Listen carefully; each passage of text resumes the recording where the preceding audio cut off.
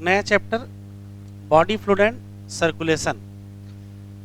Weightage के हिसाब से तो दो ही क्वेश्चन का वेटेज ह्यूमन फिजियोलॉजी में किसी भी चैप्टर का है, दो क्वेश्चन सबसे आ रहे हैं।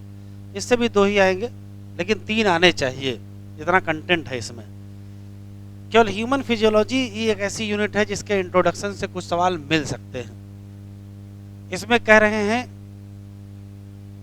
कि सभी लिविंग सेल, जितनी भी लिविंग सेल है, उन सब की डिमांड है कि उनको क्या चाहिए, और क्या चाहिए, ऑक्सीजन। बाकी एसेंशियल सब्सटेंस तो चाहिए ही, लेकिन साथ में ये भी कह रहे हैं कि जितने वेस्ट या हार्मफुल सब्सटेंस हैं वो भी हमेशा क्या होते रहें, रिमूव होते हैं। इसका मतलब है कि कोई ना कोई इफिशिएंट मैकेनिज्म होनी ही चाहिए जो इन सब चीज़ों को सेल तक ले जाए, to the cell and from the cell. तो हुआ क्या है, अलग अलग एनिमल ने अलग अलग तरीका अपनाया है इन सब चीज़ों को ट्रांसपोर्ट करने के लिए। जैसे टिक करिए, सिंपल ऑर्गेनिज्म के नाम पर स्पंज और सिलेंट्रेट दिए हैं। इन लोगों ने क्या किया है, सर्कुलेट कर लिया है वाटर फ्रॉम देयर सराउंडिंग, और किसके थ्रू, बॉडी कैविटी। ये बहुत स्पेशल केस है। सराउंडिंग से जो वाटर है वो इसकी बॉडी कैविटी से गुजर जाता है। तो कौन कौन से एनिमल हैं जिन्होंने इन सब चीज़ों के सर्कुलेशन के लिए सराउंडिंग के वाटर को बॉडी में सर्कुलेट कर दिया, तो आंसर देंगे स्पंज और सिलेंट्रेट। लेकिन अगर हम कॉम्प्लेक्स ऑर्गेनिज्म में जाएंगे तो वो लोग स्पेशल फ्लूइड यूज करेंगे इन सब चीज़ों के ट्रांसपोर्ट करने के लिए। और उस स्पेशल फ्लूइड के मेन फ्लूइड कौन सा है, blood is the commonly used fluid by most of higher organism including human. लेकिन एक और फ्लूइड है जिसका नाम लिम्फ है, वो भी हेल्प करता है किसमें, ट्रांसपोर्ट ऑफ सब्सटेंस। तो पहले ब्लड दिया है, ब्लड में एक ही लाइन लिखी है कि ब्लड क्या है, तो कहोगे स्पेशल कनेक्टिव टिश्यू है। इसमें क्या पाया जाता है, मैट्रिक्स, उसकी नाम मैट्रिक्स के नाम पर ही प्लाज्मा है, और साथ में इसमें सेल के नाम पर फाउंड एलिमेंट है। पहले प्लाज्मा के बारे में लिखा है, फिर फाउंड एलिमेंट के बारे में लिखा है।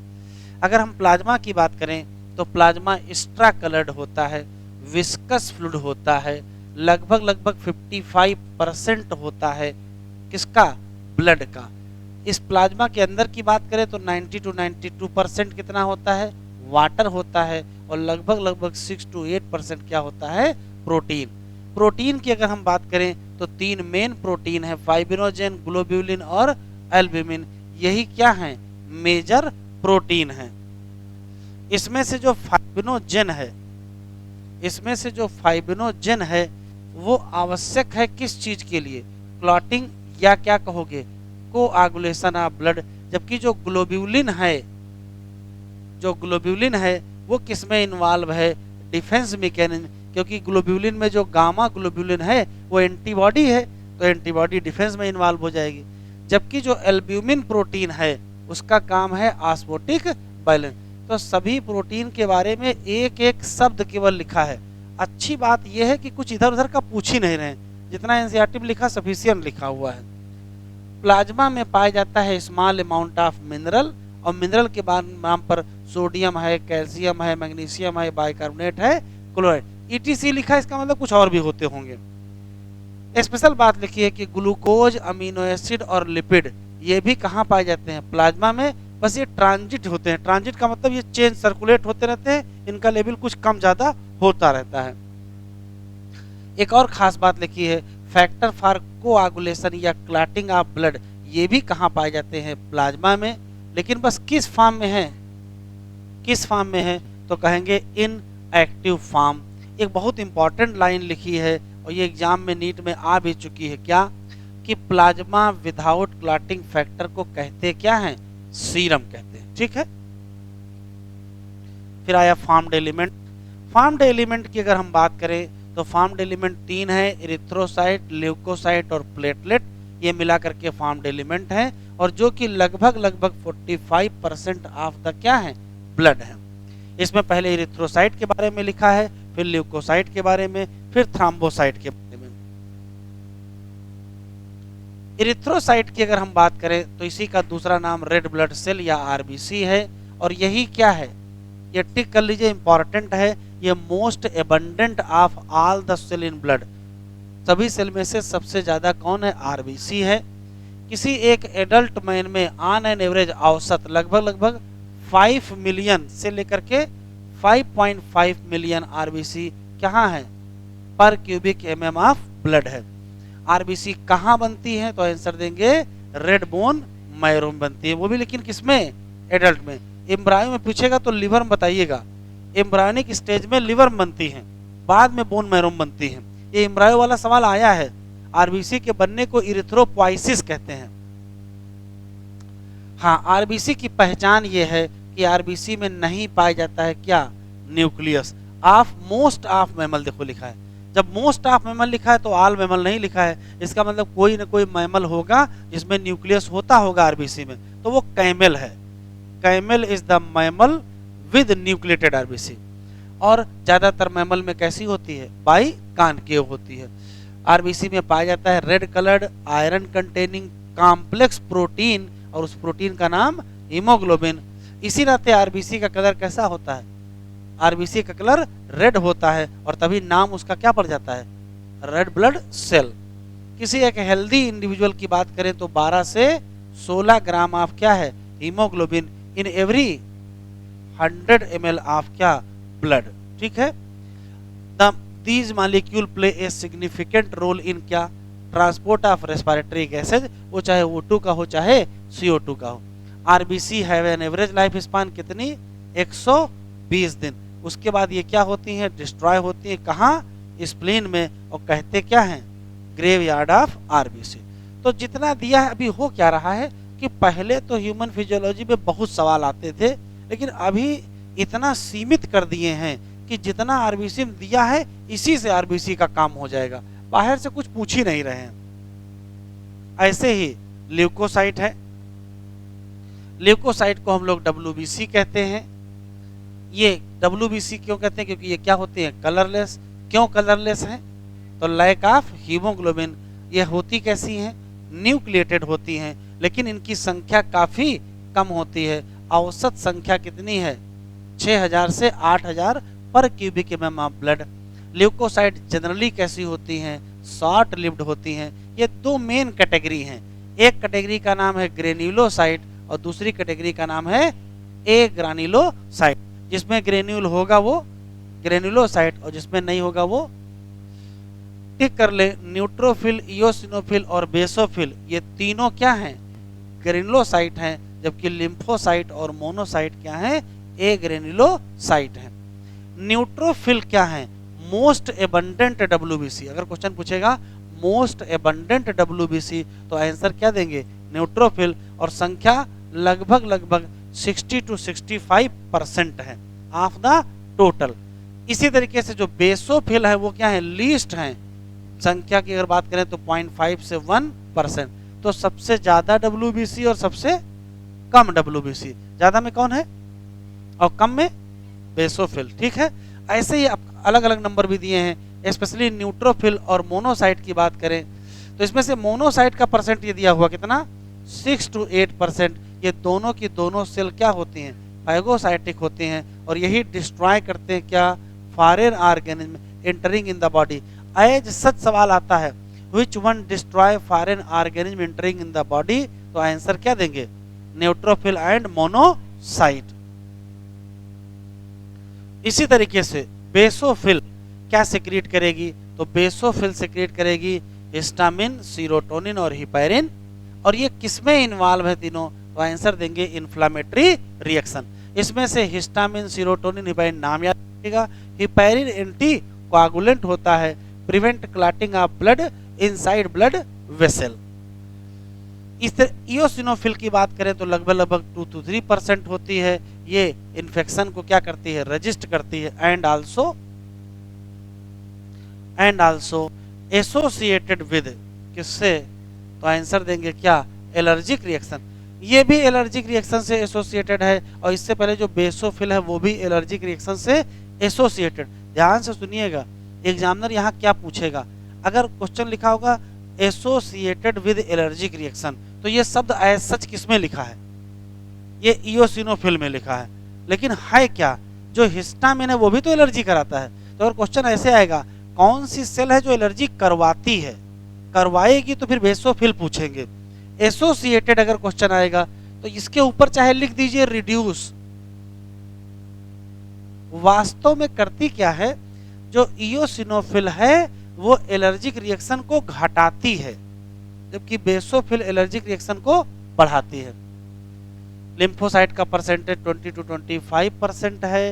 ये दो प्रकार की है, बी और टी लिम्फोसाइट, और दोनों की दोनों लिम्फोसाइट किसमें इन्वॉल्व हैं, इम्यून रिस्पांस ऑफ बॉडी। अगर हम प्लेटलेट की बात करें तो प्लेटलेट का दूसरा नाम थ्राम्बोसाइट है। इनको सेल फ्रेगमेंट भी कहते हैं। क्यों? क्योंकि ये वास्तव में ब्रेकडाउन किसके, मेगा कैरियोसाइट के ब्रेकडाउन से बनते हैं, और मेगा कैरियोसाइट कहाँ पाई जाती है, बोन मैरो। ब्लड की अगर हम बात करें तो सामान्यतया 1.5 लाख से लेकर के 3.5 लाख प्लेटलेट पर क्यूबिक mm होती हैं। प्लेटलेट क्या रिलीज करते हैं, बहुत सारे सब्सटेंस, उसमें से ज़्यादातर कहाँ इन्वॉल्व होते हैं, तो आंसर देंगे कोआगुलेशन या क्लॉटिंग ऑफ ब्लड। जैसे ही घट जाता है प्लेटलेट का नंबर, वैसे क्या हो जाता है, क्लॉटिंग डिसऑर्डर हो जाता है, और उससे क्या हो जाएगा, excess loss of blood from the body. Blood group की खास बात यह है कि ब्लड ग्रुप का कुछ पोर्शन यहाँ दिया है और ब्लड ग्रुप का कुछ पोर्शन जेनेटिक्स में दिया हुआ है। वहां पर जेनेटिक्स के रेस्पेक्ट में है IA, IB और IO वाला, और यहाँ दूसरे रेस्पेक्ट में दिया है। लिखा हुआ है, क्या आप जानते हैं कि blood of human being differ होता है कई एस्पेक्ट में, जबकि कई मामले में क्या होता है, देखने में तो सिमिलर होता ही है। Various type of grouping of blood किया गया है। दो मेन ग्रुप है, एक का नाम ABO ग्रुप, एक का नाम RH ग्रुप। इसमें से पहले क्या दिया है, ABO ग्रुप। टिक कर लीजिए, बहुत इंपॉर्टेंट लाइन लिखी है। ABO ग्रुप बेस्ड ऑन किस पर आधारित है, तो प्रेजेंस या एब्सेंस ऑफ क्या, दो सरफेस एंटीजन, कहाँ, ऑन RBC। अब एंटीजन क्या है, तो वो तो ब्रैकेट में लिखा है कि जो इम्यून रिस्पांस कराए वो क्या है, एंटीजन। ऐसे ही कौन सा एंटीजन है, एक का नाम A, एक का नाम B। लेकिन plasma of different individual contain क्या, दो नेचुरल एंटीबॉडीज। और एंटीबॉडीज क्या होती हैं, ये प्रोटीन होती हैं किसके against, antigen. Distribution of antigen और एंटीबॉडी चारों ब्लड ग्रुप का दिया हुआ है किसमें, टेबल में। तो पहले टेबल देख लेते हैं।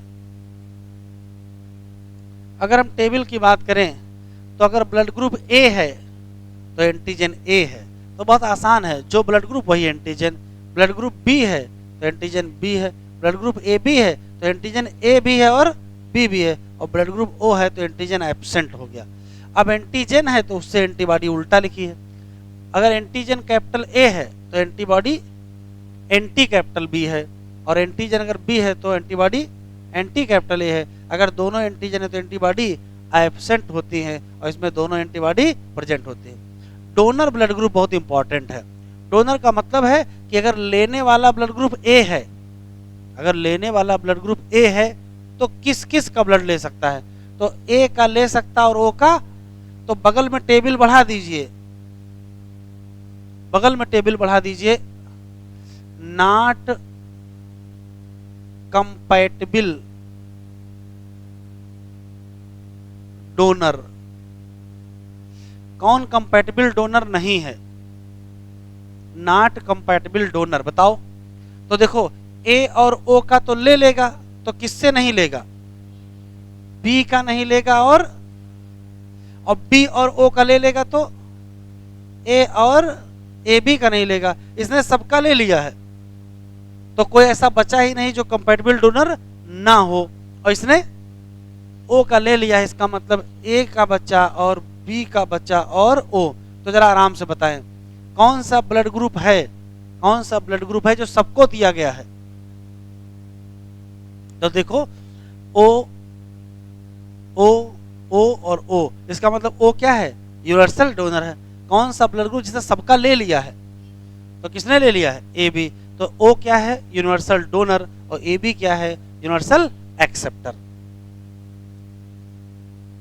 छूट गया, कुछ गलत था ऐसे। कहाँ? अच्छा अब तो मिट गया, अब मिट गया, कोई बात नहीं, सही कर लेना। कह रहा ऊपर की मेंशन टेबल बताती है कि जो ब्लड ग्रुप ओ है वो डोनेट करेगा क्या? किसी भी ब्लड ग्रुप को, इसी नाते ओ ब्लड ग्रुप को कहोगे क्या? Universal donor. Person with A B blood group क्या करता है? एक्सेप्ट करता है ब्लड को, कहां से? ए बी से, बाकी अदर ब्लड ग्रुप से, इसी नाते इसको कहते क्या है? Universal recipient. अभी 2 बार एक क्वेश्चन आया है, खूब पूछा भी गया है कि ओ यूनिवर्सल डोनर है, इसमें कोई शक नहीं, सब जानते हैं बच्चे क्यों है, ये पूछा गया है। और ए बी यूनिवर्सल रेसिपिएंट है, ये भी सब जानते हैं क्यों है, ये पूछा गया है। तो जो यूनिवर्सल डोनर है ओ क्यों है? क्योंकि उसमें एंटीजन एब्सेंट है, कहाँ? आरबीसी पर। आरबीसी कोई एंटीजन नहीं है, इसी नाते वो यूनिवर्सल डोनर है। और ए बी यूनिवर्सल रेसिपिएंट है, क्यों? क्योंकि प्लाज्मा में एंटीबॉडी एब्सेंट है। ये 2 क्वेश्चन पूछे गए हैं।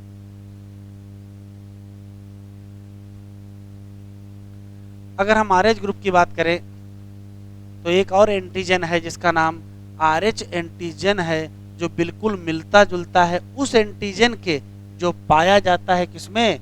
रहीसस मंकी। और इसी नाते उस एंटीजन का नाम क्या रखना पड़ा? आरएच एंटीजन रखना पड़ा। ये पाया जाता है surface of RBC of majority of human, कितने % में? ऐसे इंडिविजुअल को कहते क्या हो? RH positive. और जिनमें ये एंटीजन एब्सेंट होता है उनको कहते क्या हो? RH negative. ये लाइन टिक कर लीजिए। अगर आरएच नेगेटिव वाले पर्सन में क्या आ जाए? आरएच पॉजिटिव आ जाए, मतलब पॉजिटिव का ब्लड नेगेटिव में आया है, ये ध्यान रखना। If Rh negative an Rh negative person if expose to Rh positive blood, तो फिर क्या बना लेगा? एंटीबॉडी बनाएगा, किसके अगेंस्ट? इसका मतलब है कि आरएच ग्रुप को भी मैच कर लेना चाहिए, किसके पहले? ध्यान से सुनिएगा, यहाँ असर्शन रीजन बन सकता है क्या? कि आरएच ब्लड ग्रुप भी मैच कर लेना चाहिए बिफोर ट्रांसफ्यूजन, ये असर्शन है। तो रीजन है कि अगर आरएच नेगेटिव वाले में आरएच पॉजिटिव आया तो एंटीबॉडी बन जाएंगे। एक स्पेशल केस है किसका? आरएच इनकम्पैटिबिलिटी या मिसमैचिंग का। कब देखने को मिलता है? तो कब देखने मिलता है? जब आरएच नेगेटिव क्या होती है? मदर या प्रेग्नेंट मदर कह सकते हो, और आरएच पॉजिटिव क्या होता है? फीटस। ऐसे केस में जो आरएच एंटीजन है किसके? फीटस, वो नहीं पहुंचते हैं किसमें? RH negative blood of mother in the first pregnancy. क्यों? क्योंकि दोनों ब्लड अलग होते किससे? प्लेसेंटा से। लेकिन during the delivery of the first child, जब फर्स्ट चाइल्ड की डिलीवरी हो रही होती है तो हो सकता है एक्सपोजर हो जाए किसका? मैटरनल ब्लड का। उसमें क्या पहुंच जाए? Small amount of RH positive blood, कहां से? फीटस। तो जैसे ही पॉजिटिव का ब्लड नेगेटिव मदर में पहुंचेगा, ऐसे केस में मदर क्या बनाएगी? एंटीबॉडी बनाएगी, किसके अगेंस्ट? ऐसे केस में अगर दोबारा प्रेगनेंसी हुई तो आरएच एंटीबॉडी कहां से चलेंगी? मदर से। और मदर है क्या? और कहां पहुंच जाएंगी? ब्लड ऑफ फीटस, और डिस्ट्रॉय कर देंगी किसको? फीटस की आरबीसी। हो सकता है फीटस की क्या हो जाए? जान ही चली जाए, ये फैटल टू फीटस हो और सकता है जान ना जाए तो क्या होगा? और क्या हो जाएगी? जांडिस हो जाएगी। दिस कंडीशन इज कॉल्ड क्या? Erythroblastosis fetalis. इसको रोका जा सकता है, कैसे? तो एडमिनिस्ट्रेट क्या करना है, इसको टिक कर लीजिए। एंटी आरएच एंटीबॉडी, मतलब आरएच एंटीबॉडी के एंटी आरएच एंटीबॉडी, और किसको देंगे? मदर को देंगे। और कब देंगे? Immediately after delivery of first child. Coagulation of blood, ये भी इंपॉर्टेंट हेडिंग है, इधर एक क्वेश्चन आ ही जा रहा है लगभग। लिखा है you know that when you cut your finger और हर्ट योरसेल्फ। काहे हर्ट करेंगे? Your wound does not continue, आपका जो घाव है वो हमेशा नहीं बहता रहता है। Usually blood stop flowing after some time, do know why, के तो नहीं जानते हैं। ब्लड एग्जिबिट, यहाँ शुरू करते हैं हेडिंग। ब्लड क्या एग्जिबिट करता है, तो कहोगे कोआगुलेशन या क्या क्लॉटिंग। किसके रिस्पांस में, इंजरी या ट्रामा। तो काम की बात यह है, इंजरी या ट्रामा के रिस्पांस में ब्लड क्या करता है, तो कहोगे क्लॉटिंग या कोआगुलेशन करता है। एक क्वेश्चन, यही वो मैकेनिज्म है जो रोकेगी क्या, प्रिवेंट करेगी excess loss of blood from the क्या body. You would have to observe, आपने ऑब्जर्व किया होगा एक डार्क रेडिश ब्राउन क्या स्कम, कहां पर, at the site of cut. ये कुछ नहीं है, ये कह रहा है इट इज ए क्लॉट, इसका दूसरा नाम क्या है, कोआगुलम। टिक कर लो, पूछा गया सवाल है, बना किसका होता है, तो कहोगे मेनली नेटवर्क किसका, तो धागों का, और वो धागे किसके हैं, सब सवाल ही सवाल हमने गोल कर रखे हैं, जिसमें क्या, जिसमें डेड और डैमेज एलिमेंट ट्रैप हो जाते हैं। लेकिन फिब्रिन कहां से आया बेटा, तो फिब्रिन बनता है कन्वर्जन ऑफ इनएक्टिव फिब्रिनोजन से।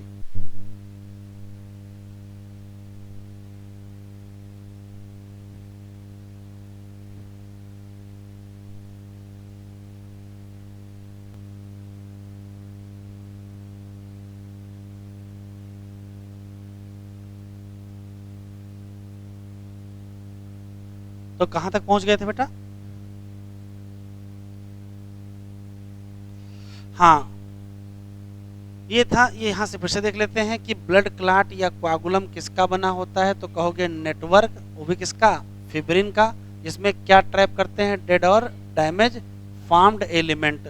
लेकिन फिब्रिन बना कहां से है, तो कहोगे इनएक्टिव फिब्रिनोजेन से बना है, और कहां बनता है, प्लाज्मा में, बाय द एंजाइम, कौन सा, थ्राम्बिन। लेकिन थ्राम्बिन कहां से बना, तो थ्राम्बिन बनता है कहां से, एक और इनएक्टिव सब्सटेंस जिसका, जो प्लाज्मा में प्रेजेंट है, जिसका नाम प्रोथ्राम्बिन। तो चेन याद रखिएगा, प्रोथ्राम्बिन से थ्राम्बिन बनेगा, थ्राम्बिन फाइब्रिनोजन को फिब्रिन में कन्वर्ट करेगा।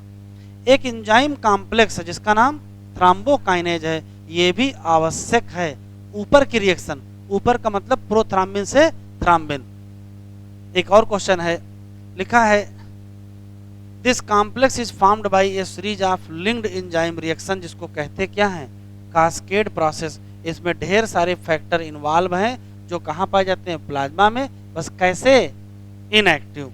जैसे ही इंजरी होती है या ट्रामा होता है, वैसे ही प्लेटलेट स्टिमुलेट हो जाएंगे और वहाँ से क्या होगा, रिलीज करेंगे कुछ फैक्टर, वही क्या करा देंगे, activate the mechanism of coagulation. लेकिन कुछ फैक्टर निकलते हैं कहाँ से, टिश्यू से, वो भी इनिशिएट कराते हैं क्या, कोआगुलेशन। ये बहुत इंपॉर्टेंट सवाल है, क्वेश्चन पूछेगा कि कोआगुलेशन कौन शुरू कराता है, तो सबसे बढ़िया आंसर है certain factor release from platelet. अगर वो ना मिले तो कहेंगे फैक्टर रिलीज फ्रॉम टिश्यू भी सही है। आखिरी में calcium ion play very important role in the क्या, क्लॉटिंग। अगर चेन को देख ले तो चेन ऐसे दिमाग में आपके होगी ही कि फाइब्रिनोजेन किसमें कन्वर्ट हुआ है, फिब्रिन में, और इसके लिए क्या चाहिए, थ्राम्बिन। और थ्राम्बिन कहां से बना, लेकिन इसके लिए क्या चाहिए,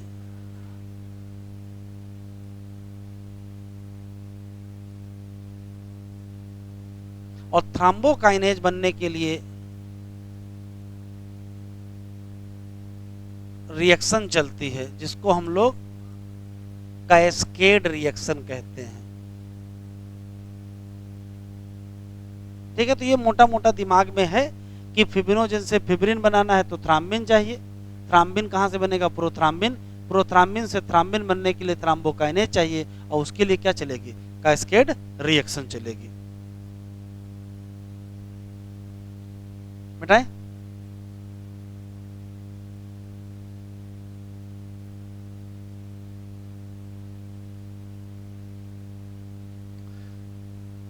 दूसरा जो फ्लूइड है उसका नाम लिम्फ है। पहला फ्लूइड कौन सा था, ब्लड, और दूसरा फ्लूइड लिम्फ था। लिम्फ के बारे में देखो लिखा है, जैसे ही ब्लड पास करता है किससे, कैपिलरी से, कहा, टिश्यू में, तो कुछ ना कुछ वाटर और साथ में वाटर सॉल्युबल सब्सटेंस निकल जाते हैं, किसमें, स्पेस बिटवीन द सेल। बस क्या नहीं आता है, लार्जर प्रोटीन, और क्या नहीं आते हैं, most of formed element. Hindi में ये है कि ये हो गई ब्लड कैपिलरी, ये हो गया टिश्यू। यहाँ से यहाँ क्या चला जाएगा, वाटर चला जाएगा, कुछ वाटर सॉल्युबल सब्सटेंस चले जाएंगे, लेकिन क्या नहीं जाएंगे, लार्जर प्रोटीन और मोस्ट ऑफ फॉर्म्ड एलिमेंट नहीं जाएंगे। वह फ्लूइड जो रिलीज हुआ है, उसी फ्लूइड का नाम क्या है, इंटरस्टिशियल फ्लूइड, या उसी का नाम क्या है, टिश्यू फ्लूइड। बस ये खास बात ये है कि टिश्यू फ्लूइड में जो मिनरल डिस्ट्रीब्यूशन है वो बिल्कुल वैसा ही है जैसा किसमें है, प्लाज्मा। इसका मतलब है कि टिश्यू फ्लूइड और प्लाज्मा बिल्कुल एक जैसा है। लिखा है एक्सचेंज ऑफ न्यूट्रिएंट या गैस किसके बीच, बिटवीन ब्लड और किसके बीच, cell, always occur through this fluid. This fluid का मतलब टिश्यू फ्लूइड। फिर एक नेटवर्क ऑफ वेसल पाया जाता है जिसका नाम लिम्फेटिक सिस्टम है, जो कलेक्ट करता है दिस फ्लूइड, दिस का मतलब वही टिश्यू फ्लूइड, और इसको वापस ड्रेन करता है किसमें, मेजर वेन। वो फ्लूइड जो प्रेजेंट है किसमें, लिम्फेटिक सिस्टम में, उसको कहते क्या है, लिम्फ। लिम्फ कैसा होता है, कलरलेस। इसमें क्या पाई जाती है, स्पेशल लिम्फोसाइट, जो जिम्मेदार होती है किसके लिए, इम्यून रेस्पॉन्स के लिए। लिम्फ इज आल्सो एंड क्या, इंपॉर्टेंट कैरियर, किसका, न्यूट्रिएंट का और किसका, हार्मोन का। फैट एब्जॉर्ब होते हैं थ्रू लिम्फ, किससे, लैक्टियल, जो प्रेजेंट कहाँ है, इंटेस्टाइनल विलाई। सर्कुलेटरी पाथवे भी खूब दिया है यहाँ। सर्कुलेटरी पाथवे दो प्रकार के होते हैं पैटर्न, एक होता है ओपन सर्कुलेशन और एक होता है क्लोज। पहले से ही पता है ओपन सर्कुलेशन किसमें किसमें पाया जाएगा, आर्थ्रोपोडा और मोलस्का। इसकी खास बात यह है कि जो ब्लड है वो पंप किया जाएगा हार्ट के द्वारा, लेकिन ये लार्ज वेसल में जाकर के कहाँ पहुंच जाएगा, ओपन स्पेस में। और ओपन स्पेस का दूसरा नाम बॉडी कैविटी या क्या कहोगे, साइनस। लेकिन एनलिडा और कार्डेटा में कौन सा है, क्लोज सर्कुलेशन है। और खास बात यह है कि जो ब्लड पंप किया जाएगा हार्ट के द्वारा वो हमेशा सर्कुलेट रहेगा किसमें, नेटवर्क ऑफ ब्लड वेसल। इस पैटर्न की खास बात ये मोर एडवांटेजियस है क्योंकि इसमें फ्लो ऑफ फ्लूइड को हम क्या कर सकते हैं, रेगुलेट कर सकते हैं। तो फ्लो ऑफ फ्लूइड किसमें रेगुलेट हो सकता है, क्लोज वाले में, और किसमें अच्छे से रेगुलेट नहीं हो सकता है, ओपन वाले में।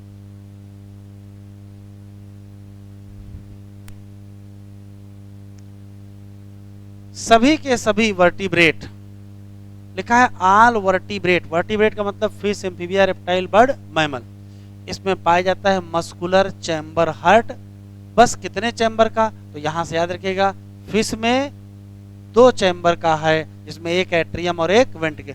एम्फीबिया और रेप्टाइल, बस क्रोकोडाइल को छोड़ दीजिएगा, क्रोकोडाइल में 4 चैम्बर है, 3 चैम्बर का होगा, जिसमें 2 होंगे एट्रिया और 1 होगा वेंट्रिकल।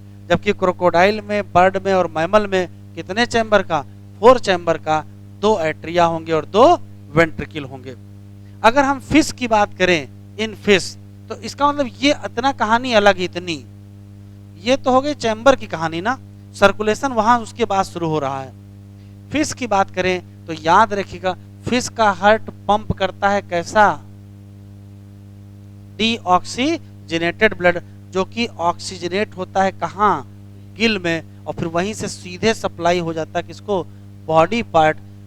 जबकि डीऑक्सीजनेटेड ब्लड फिर से वापस किस में आ जाएगा, हार्ट, और इसको हम कहेंगे क्या, तो सिंगल सर्कुलेशन किस में है, फिश में है। और पहचान क्या है, हार्ट कैसा ब्लड पंप करेगा, डीऑक्सीजनेटेड, कहाँ जाएगा, गिल को, और गिल से सीधे सप्लाई हो जाएगा बॉडी पार्ट को, और फिर वापस किस में आ जाएगा, हार्ट में। ठीक है, इसको बोलेंगे सिंगल सर्कुलेशन। ये बहुत बढ़िया है।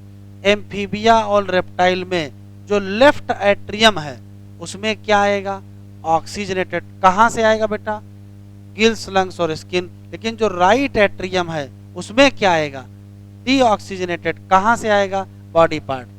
ये दोनों मिक्स कर जाएंगे, मतलब ऑक्सीजनेटेड और डीऑक्सीजनेटेड आपस में मिक्स कर गए, कहाँ मिक्स कर गए, सिंगल वेंट्रिकल में, जो कि पंप करेगी कैसा ब्लड, मिक्स ब्लड, और इसी नाते इसका नाम इनकम्प्लीट डबल सर्कुलेशन। लेकिन अगर हम बर्ड और मैमल में जाएंगे तो जो ऑक्सीजनेटेड है और डीऑक्सीजनेटेड है वो लेफ्ट और राइट एट्रिया में आएगा, सीधे सीधे कहाँ जाएगा, वेंट्रिकल ऑफ सेम साइड, यहाँ कोई मिक्सिंग नहीं होगी। वेंट्रिकल पंप करेगा, क्या लिखा है, विदाउट एनी मिक्सिंग, किसमें, दो सेपरेट सर्कुलेटरी पाथवे, और इसी नाते इनका नाम क्या पड़ गया, डबल सर्कुलेशन। अगर हम ह्यूमन सर्कुलेटरी सिस्टम, तो देखिए है क्या, ह्यूमन सर्कुलेटरी सिस्टम में बहुत डिटेल में नहीं दिया है, बहुत सिस्टम बहुत सीमित में दिया है, तो जितना दिया है वही याद रखेंगे।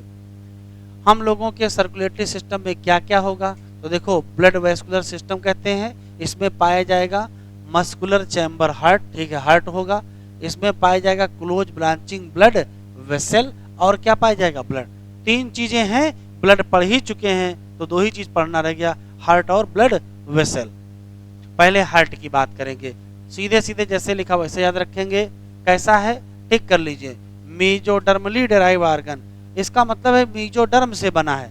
भाई आर्गन तीन जगह से बनते हैं, एक्टोडर्म, मेजोडर्म और एंडोडर्म। कहाँ लोकेटेड है, थोरेसिक कैविटी, वो कहाँ, specially between two lungs, right और लेफ्ट लंग के बीच में, स्लाइटली टिल्टेड है किधर की तरफ, लेफ्ट की तरफ। इसके साइज की अगर हम बात करें तो बंद मुट्ठी, क्लेंच्ड फिस्ट के साइज में होता है, और ये प्रोटेक्ट किया जाता है किसके द्वारा, डबल वाल्ड मेम्ब्रेनस बैग, नाम क्या बेटा, पेरिकार्डियम। पेरी का मतलब होता है के चारों तरफ, कार्डियम का मतलब होता है हार्ट, तो जो हार्ट के चारों तरफ उसका नाम पेरिकार्डियम। इनक्लोजिंग क्या, पेरिकार्डियल फ्लूइड। हार्ट कितने चैम्बर का है हम लोगों का, तो कहोगे 4 चैम्बर का, 2 छोटे चैम्बर हैं और ऊपर की तरफ हैं नाम, और 2 बड़े चैम्बर हैं और नीचे की तरफ है नाम, वेंट्रिकल। टिक कर लीजिए, थिन लिखा है, मस्कुलर वाल लिखा है, नाम इंटर एट्रियल सेप्टम, सेपरेट करेगा राइट और लेफ्ट एट्रिया। क्वेश्चन पूछेगा राइट और लेफ्ट एट्रिया को जो सेपरेट करता है वो कैसा होता है, तो थिन मस्कुलर सेप्टम। जबकि एक थिक वाल पाई जाती है, क्या नाम है, इंटर वेंट्रिकुलर सेप्टम, जो किसको सेपरेट करेगा, राइट और लेफ्ट वेंट्रिकल। बड़ा अच्छा सवाल है, राइट और लेफ्ट एट्रियम को कौन अलग करेगा, राइट और लेफ्ट वेंट्रिकल को कौन अलग करेगा, राइट और लेफ्ट एट्रियम को, थिन मस्कुलर वाल, नाम क्या है, इंटर एट्रियल सेप्टम, और इंटर वेंट्रिकुलर सेप्टम कैसा है, तो थिक वाल्ड होता। जबकि atrium and ventricle of same side, ये भी सेपरेटेड होते हैं, अंडरलाइन करो, थिक फाइब्रस टिश्यू, नाम क्या है, क्या नाम है, atrio ventricular septum. Each of these, जितने सेप्टा है इसमें ओपनिंग होती है जिसके through 2 chamber of same side क्या रहते हैं, मतलब लेफ्ट एट्रियम लेफ्ट वेंट्रिकल से और राइट एट्रियम राइट वेंट्रिकल से। टिक कर लो, ओपनिंग बिटवीन किसके बीच, right atrium and right ventricle guarded by valve, किसका बना है, 3 मस्कुलर फ्लैप, या कहते क्या हो, कस्प, और नाम क्या हो गया। जबकि बाई कस्पिड वाल्व या मेट्रल वाल्व किसको गार्ड करता है, opening between left atrium and left ventricle.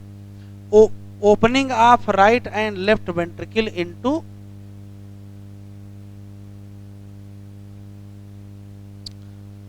Right ventricle की ओपनिंग होती है पल्मोनरी आर्टरी में, और लेफ्ट वेंट्रिकल की ओपनिंग होती है किसमें, एओर्टा में।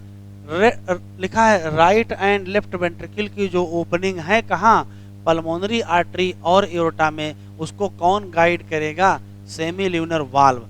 जितने भी वाल्व होते हैं हार्ट में वो अलाउ करते हैं क्या, flow of blood only in one direction, और वो डायरेक्शन कहाँ से है, तो कहोगे एट्रिया टू वेंट्रिकल, और वेंट्रिकल टू कहाँ, या तो पल्मोनरी आर्टरी या तो कहाँ, एओर्टा।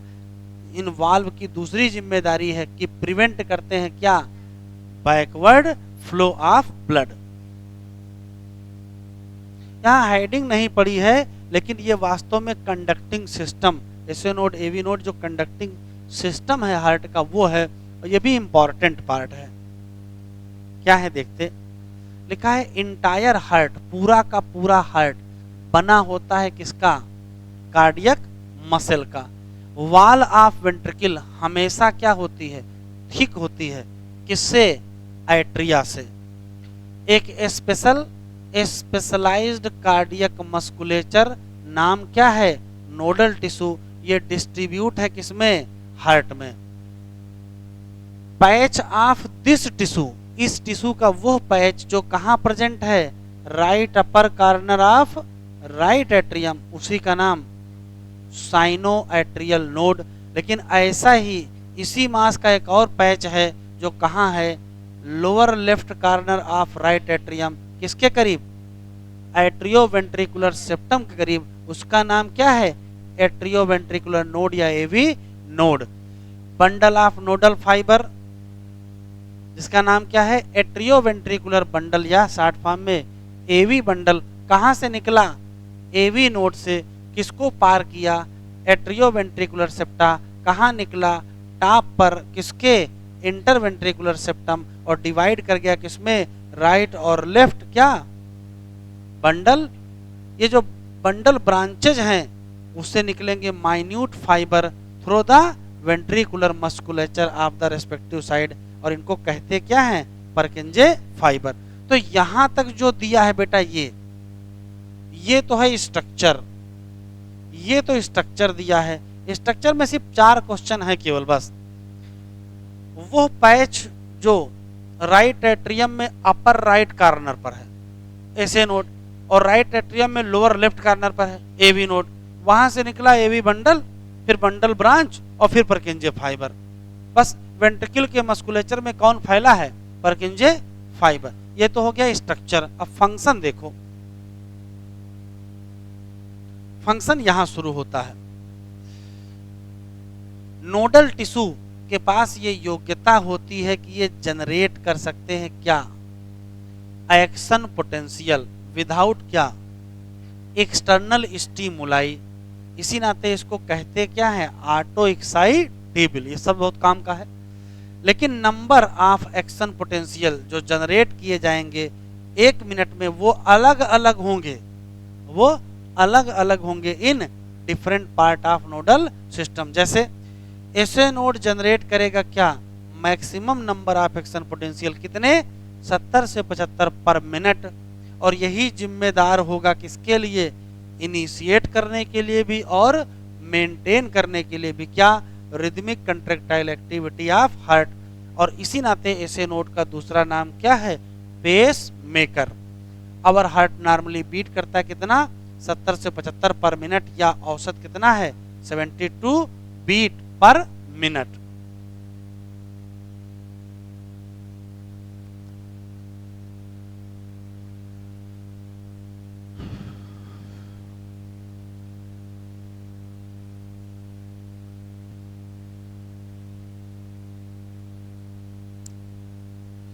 अब हेडिंग है कार्डियक साइकिल।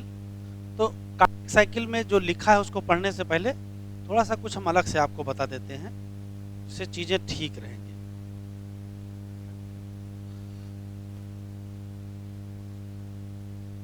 बस इतना याद रखिएगा कि किसी भी कार्डियक साइकिल में 3 इवेंट होते हैं। एक का नाम होता है जॉइंट डायस्टोल, एक का नाम होता है एट्रियल सिस्टोल और वेंट्रिकुलर सिस्टोल। क्या होता वो भी समझ लीजिए। मान लेते हैं कार्डियक साइकिल का टोटल टाइम है, तो सिस्टम ये है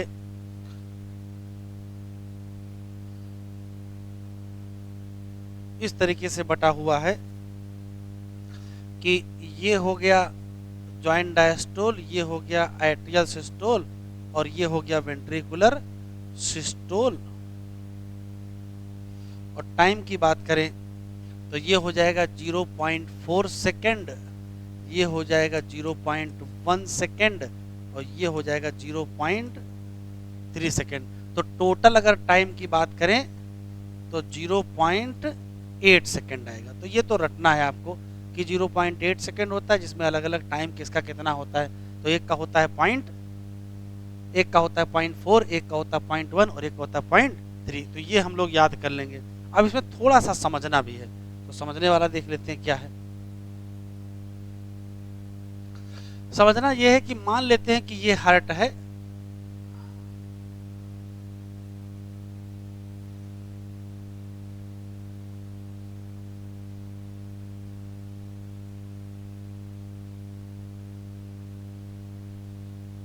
ठीक। अभी देखिए क्या स्थिति है। होता ये है कि ये मान लेते हैं कि चारों चैम्बर अभी रिलैक्स हैं, क्योंकि कहीं ना कहीं से तो आपको मानना पड़ेगा। तो ये मान लेते हैं कि एट्रियम रिलैक्स स्टेट में है। तो एट्रियम रिलैक्स स्टेट में होगा तो इस एट्रियम में ब्लड आ रहा होगा, इस एट्रियम में भी ब्लड आ रहा होगा। तो अगर एट्रियम में ब्लड आ रहा है तो इसको हम कह सकते हैं कि ये एट्रिया का डायस्टोल है। लेकिन उसी दौरान वेंट्रिकल भी रिलैक्स है। तो अगर वेंट्रिकल रिलैक्स है तो ब्लड कहाँ आ रहा होगा, वेंट्रिकल में भी आ रहा होगा। इसका मतलब हम कह सकते हैं कि क्या चल रहा है, वेंट्रिकल का डायस्टोल। तो जब कभी एट्रियम का डायस्टोल और वेंट्रिकल का डायस्टोल दोनों एक साथ चलता है तो उसी घटना को कहते हैं ज्वाइंट डायस्टोल। क्या है ज्वाइंट डायस्टोल? वो स्टेट है जब एट्रियम भी रिलैक्स स्टेट में है, वेंट्रिकल भी रिलैक्स स्टेट में है। अगर दोनों रिलैक्स स्टेट में हैं, एट्रियम और वेंट्रिकल दोनों रिलैक्स में है, एट्रियम में ब्लड आया तो एट्रियल डायस्टोल, वेंट्रिकल में ब्लड आया तो वेंट्रिकुलर डायस्टोल, दोनों में ब्लड आया, इसी नाते ज्वाइंट डायस्टोल। एक क्वेश्चन, ज्वाइंट डायस्टोल में कितने चैम्बर रिलैक्स होते हैं? तो कहोगे ऑल 4 चैम्बर क्या होते हैं, रिलैक्स होते हैं। कौन सा वाल्व खुला होता है और कौन सा वाल्व बंद होता है? 2 मिनट रुको बेटा।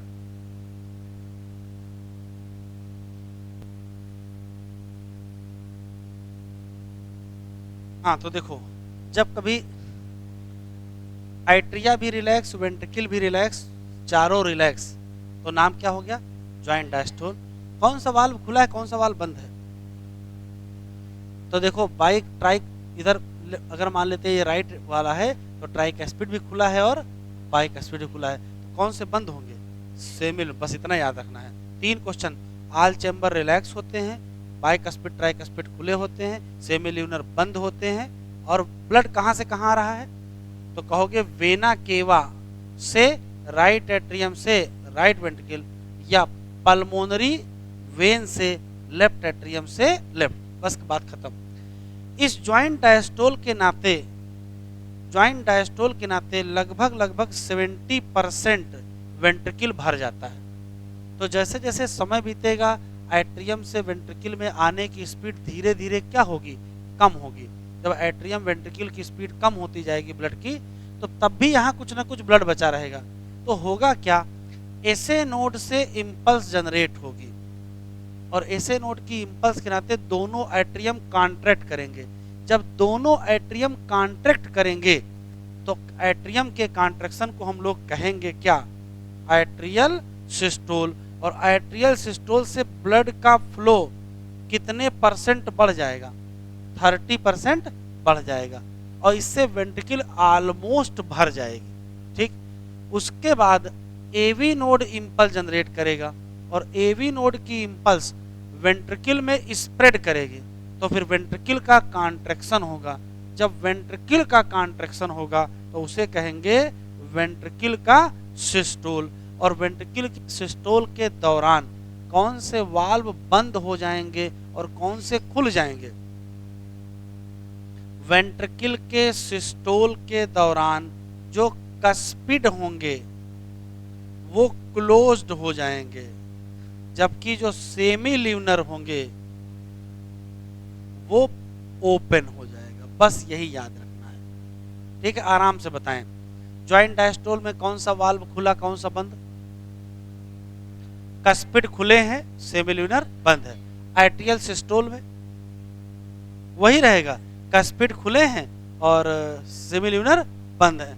और वेंट्रिकल के सिस्टोल में कस्पिड बंद हो जाएंगे और सेमील्यूनर ओपन हो जाएंगे। बस इतना ही आपको याद रखना है।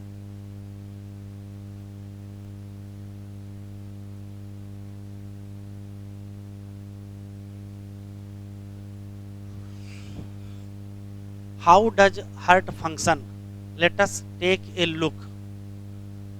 क्या, टू बिगिन विद, शुरू करो, जब सारे के सारे all 4 chamber of heart in relax state, मतलब ये कौन सी स्टेट है, ज्वाइंट डायस्टोल। इस दौरान ट्राइकस्पिड और बाइकस्पिड क्या होंगे, खुले होंगे, और इसी नाते ब्लड कहाँ से, पल्मोनरी वेन से, और कहाँ से, वेना केवा से, किसमें आ रहा होगा, लेफ्ट और राइट वेंट्रिकल में। किसके थ्रू, लेफ्ट और राइट एट्रिया। अरे तो सीधे सीधे कहने देते क्या कि पल्मोनरी वेन से आया लेफ्ट एट्रियम में, और लेफ्ट एट्रियम से गया लेफ्ट वेंट्रिकल में, वेना केवा से आया राइट एट्रियम में, फिर गया राइट वेंट्रिकल में। इस दौरान लिखा है सेमी ल्यूनर वाल्व क्या होते हैं, क्लोज। पहली स्टेज खत्म, फिर ऐसे नोड जनरेट करेगा क्या, एक्शन पोटेंशियल, जो स्टिमुलेट करेंगे किसको, दोनों एट्रिया को, और क्या होगा, साइमल्टेनियस कॉन्ट्रैक्शन, और कहोगे क्या, एट्रियल सिस्टोल। इससे फ्लो ऑफ ब्लड किसमें, वेंट्रिकल में बढ़ जाएगा, कितने परसेंट, 30%। फिर एक्शन पोटेंशियल कहाँ पहुंच जाएगा, वेंट्रिकल की साइड, किसके थ्रू, एवी नोड और एवी बंडल, जहां से बंडल ऑफ हिस इसको ट्रांसमिट करेंगे और अंततः कहाँ पहुंचा देंगे, वेंट्रिकल के मस्कुलेचर में। इससे क्या होगा, वेंट्रिकल की मसल कॉन्ट्रैक्ट करेंगे और हम कहेंगे क्या हुआ, वेंट्रिकल का सिस्टोल हुआ। इस दौरान जब वेंट्रिकल का सिस्टोल चल रहा है तो एट्रिया अंडरगोज रिलैक्सेशन। तो ये टिक कर लीजिए, वेंट्रिकल का सिस्टोल और एट्रिया का डायस्टोल क्या करता है, कोइंसिडेंस करता है। Atrial diastole coincidence with ventricular systole. जैसे जैसे वेंट्रिकुलर सिस्टोल होगा वैसे क्या बढ़ेगा, वेंट्रिकुलर प्रेशर, जिससे क्या हो जाएगा, क्लोजर किसका, ट्राइकस्पिड और बाइकस्पिड। और क्यों बंद हो जाते हैं, क्योंकि वेंट्रिकल का ब्लड एट्रियम में जाने का प्रयास करता है, due to attempted back flow of blood into atria. जैसे वेंट्रिकुलर प्रेशर और बढ़ेगा, अब सेमी ल्यूनर वाल्व क्या कर जाएंगे, ओपन हो जाएंगे, और जिससे ब्लड जो वेंट्रिकल में था वो फ्लो करके किस में जाएगा, वेसल्स में। वेसल्स कौन सी, या तो पल्मोनरी आर्टरी में या तो एओर्टा में।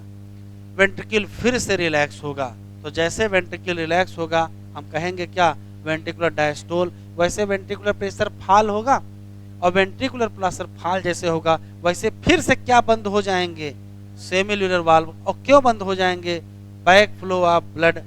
और वेंट्रिकुलर प्रेशर जब गिरेगा तो फिर से खुल जाएंगे क्या, ट्राइकस्पिड और बाइकस्पिड ओपन, किसके नाते, प्रेशर इन द एट्रिया जो ब्लड में था उससे फिर से ब्लड फिर से फ्लो करने लगेगा, किसमें, फ्रीली इनटू वेंट्रिकल। और हम कहेंगे वेंट्रिकल और एट्रिया फिर से किसमें आ गए, रिलैक्स, क्या हो गया, ज्वाइंट डायस्टोल।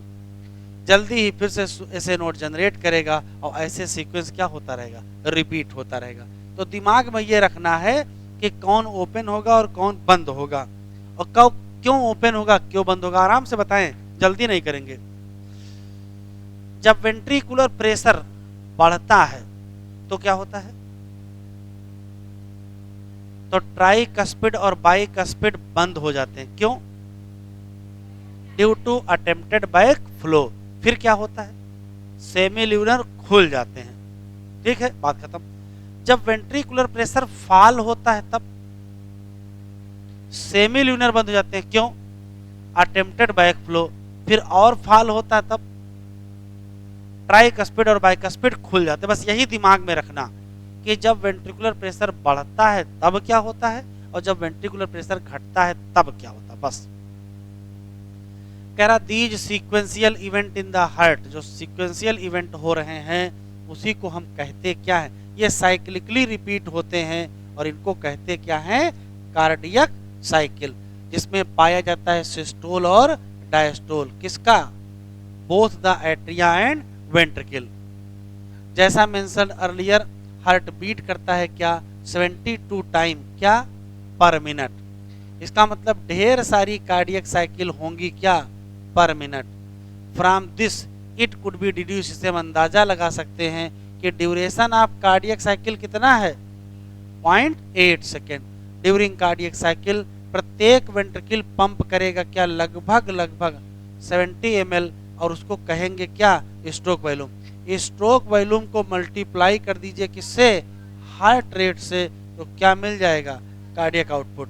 इसका मतलब है कार्डियक आउटपुट क्या है? तो टिक करो, volume of blood pump out by each ventricle पर मिनट। ये कितना है? लगभग 5000 ml या 5 लीटर। बॉडी के पास ये योग्यता है कि वो बदल सकती है क्या? Stroke volume as well as क्या? Heart rate. तो क्या बदल जाएगा? Cardiac output. Cardiac output of athlete का क्या होता है? हाई होता है। किसकी तुलना में? Ordinary man. एक क्वेश्चन और जरा दिमाग में फिट कर लो, जरा आराम से बताइएगा। मान लेते हैं कि वेंट्रिकुलर प्रेशर बढ़ रहा है, मान लेते हैं वेंट्रिकुलर प्रेशर बढ़ रहा है, इसका मतलब वेंट्रिकुलर सिस्टोल चल रहा है। तो बताओ कौन सा वाल्व बंद हो जाएगा? ट्राइकस्पिड और बाई। जब ट्राइकस्पिड और बाइकस्पिड बंद होते हैं तो आता है पहला हार्ट साउंड। फिर से सुनिए, मान लेते हैं वेंट्रिकुलर प्रेशर गिर रहा है, मतलब वेंट्रिकल का डायस्टोल चल रहा है, तो कौन सा वाल्व बंद हो जाएगा? तो आता है सेकंड हार्ट साउंड। तो सिर्फ दो बातें याद रखना, जब वेंट्रिकल का सिस्टोल होता है, वेंट्रिकल का प्रेशर बढ़ता है, तो ट्राइकस्पिड बाइकस्पिड बंद होते हैं और आता है पहला हार्ट साउंड। और जब वेंट्रिकल का डायस्टोल होता है, वेंट्रिकुलर प्रेशर कम होता है, तो बंद होते हैं सेमिल्यूनर वाल्व और आवाज आती कौन सी? Second heart sound. बस दो ही क्वेश्चन। तो पहला हार्ट साउंड कब आया? वेंट्रिकल के सिस्टोल में, और दूसरा कब आया? वेंट्रिकल के डायस्टोल में। चलो देखिए,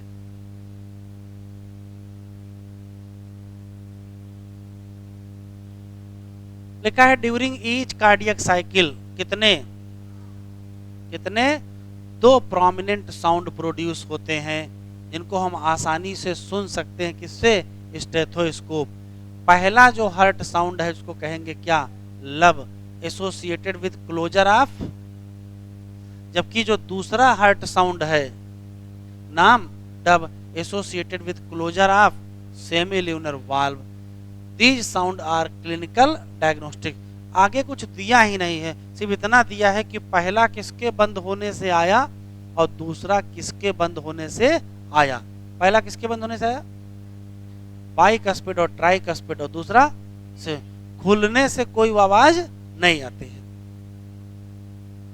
पेपर उठा के देखें, ईसीजी का एक क्वेश्चन सभी पेपर में रहता है, तो यहां से एक क्वेश्चन आएगा ही, और बड़ा आसान है, इसको याद रखना। फर्जी कहानी केवल सुनेंगे भूलेंगे, काम की बात केवल याद रखेंगे। कह रहा यू प्रॉब्ली फैमिलियर। हाँ, आपने सीन देखा होगा हॉस्पिटल का टेलीविजन में, पेशेंट जुड़ा हुआ है एक मॉनिटरिंग मशीन से, और उसमें वोल्टेज ट्रेस देखे होंगे और साउंड पिप पिप की आवाज आ रही होगी, और फिर लंबा सा पी हो जाता है, ठीक है। और लंबा सा जब पी होता है तो पेशेंट किस में चला जाता है? कार्डियक अरेस्ट में। ये क्या है? This type of machine. अब यहाँ से क्वेश्चन शुरू होता है। ये जो मशीन है उसका नाम इलेक्ट्रोकार्डियोग्राफ है, और उससे हमें क्या मिलता है? इलेक्ट्रोकार्डियोग्राम, और उसी को ईसीजी कहते हैं। तो जो रिकॉर्डिंग है वही ईसीजी है, मशीन नहीं है। ईसीजी क्या है? तो कहोगे ग्राफिकल रिप्रेजेंटेशन है। किसका? Of heart during cardiac cycle. अगर हम एक स्टैंडर्ड ईसीजी ऑब्टेन करना चाहते हैं तो पेशेंट को जोड़ना पड़ेगा कम से कम 3 इलेक्ट्रिकल लीड। एक कहां से? राइट रिस्ट से, एक कहां से? लेफ्ट रिस्ट से, मतलब दोनों रिस्ट से जोड़ो, और एक लेफ्ट एंकल। ये हार्ट की एक्टिविटी को, अगर हम डिटेल इवैल्यूएशन चाहते हैं तो हमको क्या जोड़नी पड़ेंगी? मल्टीपल लीड अटैच करनी पड़ेगी। वो भी कहां? लेकिन हम लोगों ने यहाँ स्टैंडर्ड ईसीजी की बात की है। तो अभी तक क्वेश्चन कितने मिले? मशीन का नाम रिकॉर्डिंग का नाम। और डिफिनीशन, ईसीजी की डिफिनीशन क्या है? लिखा भैया, graphical representation of electrical activity of heart. ये डिफिनीशन है। और रिकॉर्ड करने के लिए जोड़ना किससे पड़ेगा? तो कम से कम 3, एक राइट रिस्ट, एक लेफ्ट रिस्ट और एक लेफ्ट एंकल। और अगर डिटेल इवेल्युएशन करना चाहते तो मल्टीपल लीड कहाँ? Chest region. कह रहा किसी भी पीक, कोई भी जो ग्राफ देखोगे इसमें जो प्रत्येक पीक है ईसीजी, उसको कैपिटल लेटर पी से कैपिटल लेटर टी तक नामते हैं। क्या? अब क्वेश्चन यहां से है। डायग्राम देखें, P Q R S T दिया हुआ है, क्वेश्चन यही दिए हुए हैं। ये याद कर लीजिए, ये याद कर लीजिए, और ये बस इसी से क्वेश्चन आपके सब निकल जाएंगे।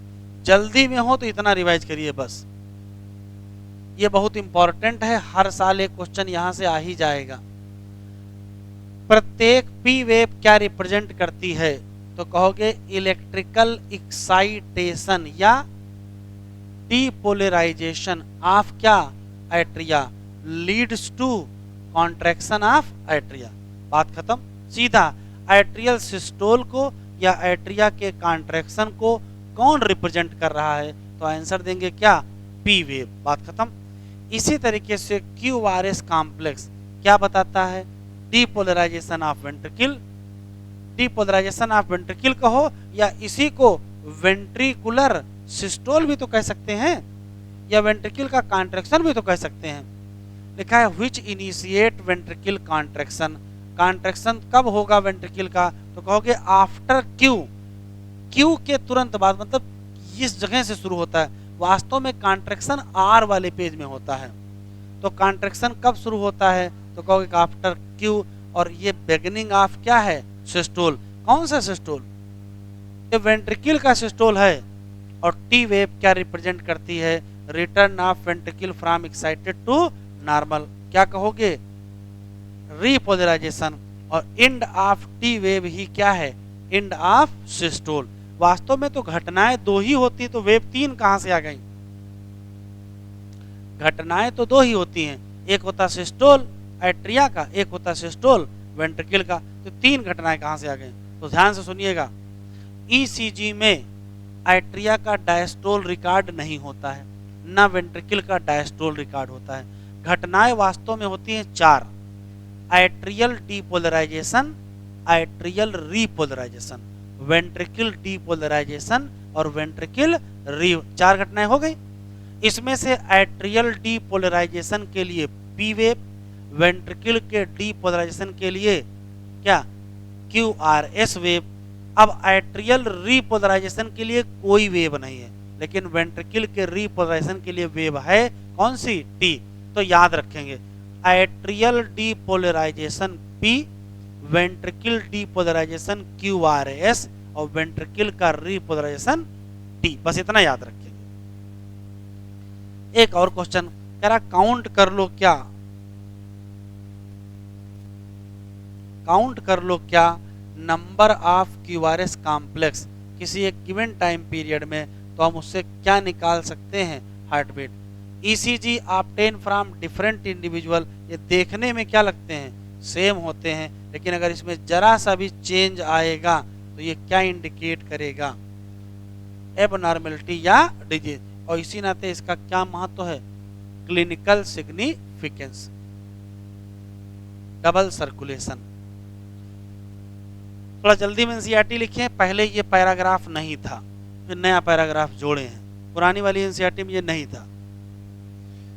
क्या? तो जरा देख लो, इन्होंने कहा ब्लड वेसल तो छूटा जा रहा है। वास्तव में पढ़ना क्या था? हमको पढ़ना था हार्ट और blood vessel. Blood vessel heading ही कहीं नहीं दिए हैं, तो ब्लड वेसल के बारे में केवल नाम मात्र की 4 लाइनें लिख दी हैं बस। ठीक, फिर भी जो दिया देखें, कह रहा ब्लड फ्लो करेगा किसमें? ब्लड वेसल में। और ब्लड वेसल कौन सी बेसिकली होंगी? आर्टरीज और वेन। आर्टरी और वेन की अगर हम बात करें तो कितनी लेयर? 3 लेयर। अंदर की तरफ स्क्वामस एंडोथेलियम, नाम क्या? इनका इंडिमा। बीच में स्मूथ मसल और क्या? इलास्टिक फाइबर, नाम क्या? इनका मीडिया। और बाहर की तरफ फाइब्रस कनेक्टिव टिश्यू के लेयर साथ में कोलेजन फाइबर, नाम क्या, ट्यूनिका एक्सटर्ना। ये लिखा है ट्यूनिका मीडिया बहुत पतली होती है किसमें, वेन में। डायग्राम देख लो, ये डायग्राम दिया हुआ है, ये आर्टरी का डायग्राम बना है और ये वेन का डायग्राम बना हुआ है। डबल सर्कुलेशन का डायग्राम जरा देख लो, डायग्राम से ही चीजें याद रहेंगी। खैर ब्लड वेसल के साथ धोखा कर दिए हैं, ब्लड वेसल में कुछ और पॉइंट होने चाहिए थे। जैसे आर्टरी के साथ आर्टीरियोल का नाम नहीं बताए हैं, ना वेन्यूल का नाम बताए हैं, ना कैपिलरी के बारे में कुछ लिखे हैं, तो कम से कम एक ही लाइन लिख दिए होते। तो ब्लड वेसल में कुछ नहीं दिया, यहाँ सिर्फ डायग्राम दे दिए, बस आप समझ लो। तो जरा समझो आराम से। हम लोगों के बॉडी पार्ट ने ऑक्सीजन यूज की, तो जो डीऑक्सीजनेटेड ब्लड है वो अंततः वेना केवा के द्वारा कहाँ आएगा, राइट एट्रियम। थोड़ा बड़ा कर लेते हैं,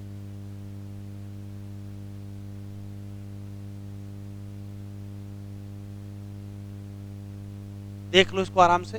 बॉडी पार्ट ने ऑक्सीजन यूज की, ऑक्सीजन यूज करने के बाद जो वहां से ब्लड निकलेगा वो होगा डीऑक्सीजनेटेड ब्लड, और डीऑक्सीजनेटेड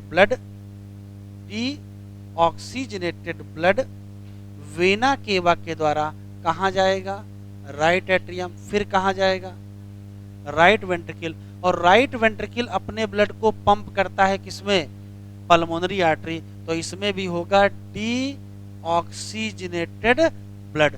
उस आर्टरी का नाम बताओ जिसमें डीऑक्सीजनेटेड ब्लड होगा, पल्मोनरी आर्टरी। पल्मोनरी आर्टरी इस डीऑक्सीजनेटेड ब्लड को लेकर के कहाँ जाएगी, lungs. Lungs is the place of oxygenation, वहां ऑक्सीजन ब्लड में मिल जाएगी और ब्लड हो जाएगा ऑक्सीजनेटेड। ये ऑक्सीजनेटेड ब्लड पल्मोनरी वेन के द्वारा कहाँ आएगा, तो आएगा लेफ्ट एट्रियम। फिर कहाँ जाएगा, लेफ्ट वेंट्रिकल। लेफ्ट वेंट्रिकल इस ऑक्सीजनेटेड ब्लड को, लेफ्ट वेंट्रिकल इस ऑक्सीजनेटेड ब्लड को पंप करेगा किसमें, डार्सल एओर्टा, और अंततः वो ऑक्सीजनेटेड ब्लड कहाँ पहुंच जाएगा, बॉडी पार्ट। तो अगर हम बॉडी पार्ट से शुरू करें तो देखो, बॉडी पार्ट से वेना केवा से, राइट एट्रियम से, राइट वेंट्रिकल से लंग्स, या इतना जितना दिख रहा है ये राइट साइड में दिख रहा है। इधर देखो, अगर हम इधर से देखें तो लंग से लेकर के, हार्ट से लेकर के बॉडी पार्ट, ये जो दिख रहा है ये लेफ्ट वाला पार्ट, इधर वाला जितना हिस्सा दिख रहा है ये अलग सर्कुलेशन है, और इधर वाला जितना हिस्सा दिख रहा है वो अलग सर्कुलेशन। ये वाला जो सर्कुलेशन है वो पल्मोनरी सर्कुलेशन है, और ये वाला जो सर्कुलेशन है वो सिस्टमिक सर्कुलेशन। तो आराम से बताएंगे पल्मोनरी सर्कुलेशन को कहां से शुरू करें। ऐसे है नहीं जैसा आप समझ रहे हो, ऐसे है नहीं जैसा तुम समझ रहे हो। फिर से ध्यान से सुने, अभी गलती हो जाएगी, फिर गड़बड़ हो जाएगा। ये लेफ्ट और राइट को अगर ध्यान से देखो तो और चीज को ध्यान से देखोगे तो इस जगह से भी एक लाइन खींचनी पड़ेगी, इसके ऊपर का हिस्सा और इसके नीचे का हिस्सा। इधर की तरफ सारा का सारा ब्लड, इधर की तरफ सारा का सारा ब्लड ऑक्सीजनेटेड है, और इधर की तरफ सारा का सारा ब्लड क्या है, डीऑक्सीजन। तो अगर क्वेश्चन पूछेगा हार्ट के लेफ्ट साइड में कैसा ब्लड है, तो सारा ऑक्सीजनेटेड, और हार्ट के राइट साइड में कैसा है, तो कहोगे डी। ये पूरी तरीके से इधर वाला पल्मोनरी नहीं है और उधर वाला पूरी तरीके से क्या नहीं है, सिस्टमिक नहीं है। फिर भी डायग्राम ऐसे भी बटा हुआ है। अब अगर ध्यान से देखो, तो अगर ध्यान से देखें तो अगर हम लोग राइट वेंट्रिकल से शुरू करें, राइट वेंट्रिकल से, तो राइट वेंट्रिकल से कहाँ जाओगे, पल्मोनरी आर्टरी से, लंग से, पल्मोनरी वेन से, लेफ्ट एट्रियम।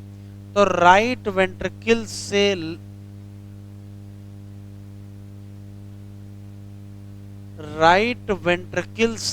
लेफ्ट एट्रियम तक जरा बताओ, राइट वेंट्रिकल से लेफ्ट एट्रियम। तो राइट वेंट्रिकल से लेफ्ट एट्रियम कैसे जाओगे, राइट वेंट्रिकल से पल्मोनरी आर्टरी से, लंग से, पल्मोनरी वेन से, लेफ्ट एट्रियम। इसी को कहते हैं पल्मोनरी सर्कुलेशन।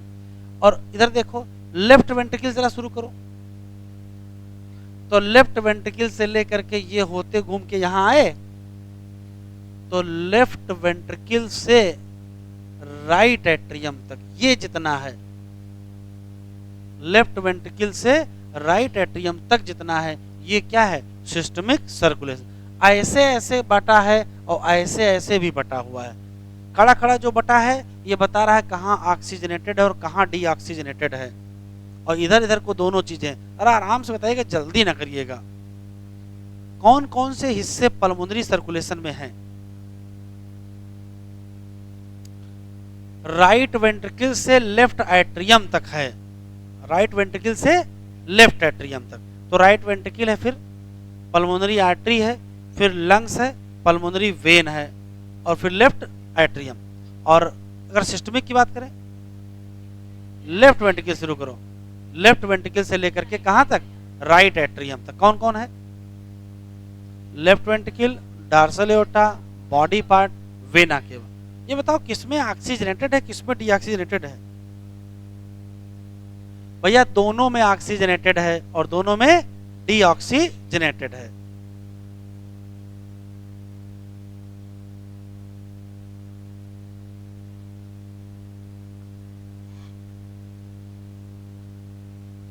चलो देखो, ब्लड पंप्ड बाई क्या, राइट वेंट्रिकल। राइट वेंट्रिकल शुरू किया, हिंदी में याद रखिएगा, राइट वेंट्रिकल से जो शुरू होगा वो पल्मोनरी होगा, और लेफ्ट वेंट्रिकल से जो शुरू होगा वो सिस्टमिक होगा। राइट वेंट्रिकल का ब्लड कहाँ जाएगा, पल्मोनरी आर्टरी, जबकि लेफ्ट वेंट्रिकल का ब्लड कहाँ जाएगा, एओर्टा में। ठीक, डीऑक्सीजनेटेड ब्लड पंप होगा किसमें, पल्मोनरी आर्टरी में। कहाँ जाएगा, लंग्स, वहां से क्या लेगा, ऑक्सीजनेटेड वापस आएगा किससे, पल्मोनरी वेन, किसमें, लेफ्ट एट्रियम। इसी पाथवे को कहते क्या हो। लेकिन ऑक्सीजनेटेड ब्लड जो एओर्टा में गया है वो जाएगा आर्टरी में, फिर आर्टीरियोल में, फिर कैपिलरी में, फिर टिश्यू में, और वहां से डीऑक्सीजनेटेड ब्लड वेन्यूल के द्वारा, वेन के द्वारा, वेना केवा के द्वारा अंततः क्या आ जाएगा, राइट एट्रियम में। और इसको कहोगे क्या, सिस्टमिक सर्कुलेशन। सिस्टमिक सर्कुलेशन क्या देता है, न्यूट्रिएंट और O2 and other essential substance to the क्या, टिश्यू, और वहां से क्या लेता है, CO2 और harmful substance away from elimination. एक स्पेशल यूनिक वैस्कुलर कनेक्शन पाया जाता है किसके बीच, डाइजेस्टिव ट्रैक्ट और किसके बीच, लिवर के बीच, और उसका नाम हेपेटिक पोर्टल सिस्टम है। हेपेटिक पोर्टल वेन कैरी करेगी कहां से, इंटेस्टाइन से, कहां ले जाएगी, लिवर, बिफोर सिस्टमिक सर्कुलेशन। फिर एक स्पेशल सर्कुलेटरी सिस्टम पाया जाता है जो कहां है, हार्ट में पाया जाता है। हार्ट के मस्कुलेचर में जो पाया जाता है उसको कहते क्या है, coronary system.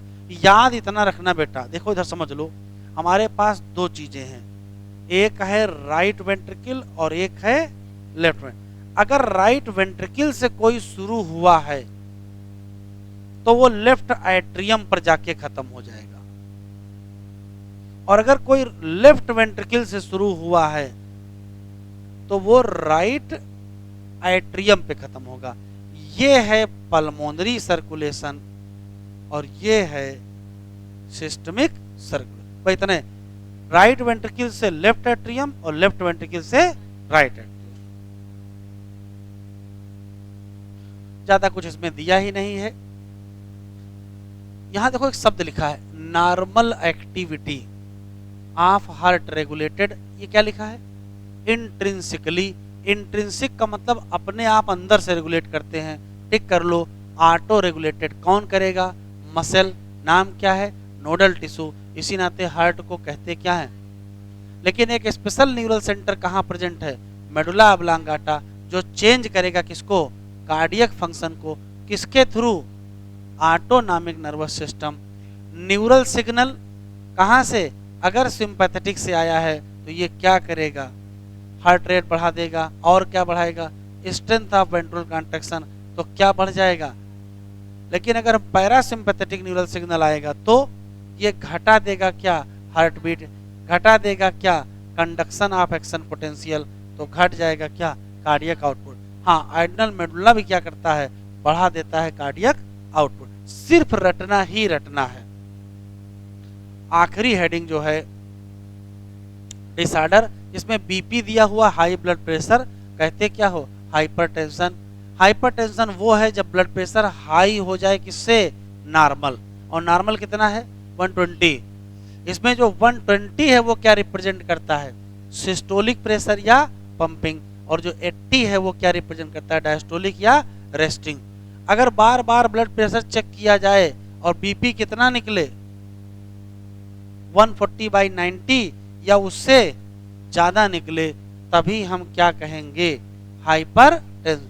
High blood pressure अगर बहुत दिनों तक बना रहेगा तो क्या हो जाएगी, और इससे किस पर असर पड़ेगा, ब्रेन और किडनी। पेपर उठा के देखिए, इससे खूब सवाल आ रहा है। कोरोनरी आर्टरी डिजीज, हार्ट में कोरोनरी सिस्टम पाया जाता है, उसमें पाई जाती है कोरोनरी आर्टरी, और उसमें कुछ न कुछ डिजीज हो जाती है। कौन सी हो जाता है, एथेरोस्क्लेरोसिस। ये क्या है, ये ऐसा दिक्कत है जो प्रभावित कर देती है ब्लड वेसल को, उस ब्लड वेसल जो सप्लाई करती है ब्लड को, किसको, हार्ट को। ये क्यों हो जाती है, तो डिपोजिशन होता है कैल्शियम का, फैट का, कोलेस्ट्रॉल का, और किसका, फाइब्रस टिश्यू का, और जिससे कोरोनरी आर्टरी का जो ल्यूमेन है वो क्या हो जाता है, नैरो हो जाता है। एंजाइना का दूसरा नाम एंजाइना पेक्टोरिस है। क्या होता है, सिम्पटम इसमें है एक्यूट चेस्ट पेन का। कब होता है, जब इनफ ऑक्सीजन नहीं पहुंचती है, कहाँ, हार्ट की मसल पर। एंजाइना किसी भी मेन या वोमेन को हो सकता है, लेकिन मोर कॉमन है किसमें, मिडिल एज और एल्डरली पर्सन में। ये क्यों होता है, तो कहोगे due to condition that effect क्या, ब्लड फ्लो, जो हार्ट में ब्लड फ्लो को प्रभावित करेगा उसी से हो जाएगा। फिर आता है हार्ट फेलियर। हार्ट फेलियर वो तरीका है जिसमें हार्ट नहीं पंप करेगा ब्लड को to meet the need of body. Some time इसका दूसरा नाम होता है कंजस्टिव हार्ट फेलियर। क्यों, क्योंकि क्या हो जाता है, कंजेशन ऑफ लंग्स हो जाता है। हार्ट फेलियर बिल्कुल अलग है किससे, कार्डियक अरेस्ट से। अरेस्ट क्या होता है, जब हार्ट स्टॉप बीटिंग, और बिल्कुल अलग है किससे, हार्ट अटैक से, जब हार्ट की मसल सडनली डैमेज हो जाए, किसके द्वारा, इनएडिक्वेट ब्लड सप्लाई। शब्द याद रखिएगा, अगर हार्ट बीटिंग स्टॉप सडनली लिखा है तो, कार्डियक मसल डैमेज लिखा है तो, heart attack, acute chest pain लिखा है, नो इनफ ऑक्सीजन लिखा है, एंजाइना में लिखा है, एंजाइना में ही लिखा हुआ है, इफेक्ट ब्लड फ्लो लिखा है तो भी एंजाइना में ही लिखा हुआ है, तो पूरी लाइन कभी नहीं आएगी, कुछ ही पार्ट शब्द लिखे होंगे। नैरोइंग ऑफ ब्लड वेसल लिखा होगा, calcium, fat, cholesterol, fibrous tissue लिखा होगा, तो भी कोरोनरी आर्टरी डिजीज या एथेरोस्क्लेरोसिस। चैप्टर कंप्लीट हो गया है। कल पढ़ा देंगे कौन सा, excretory product and there elimination.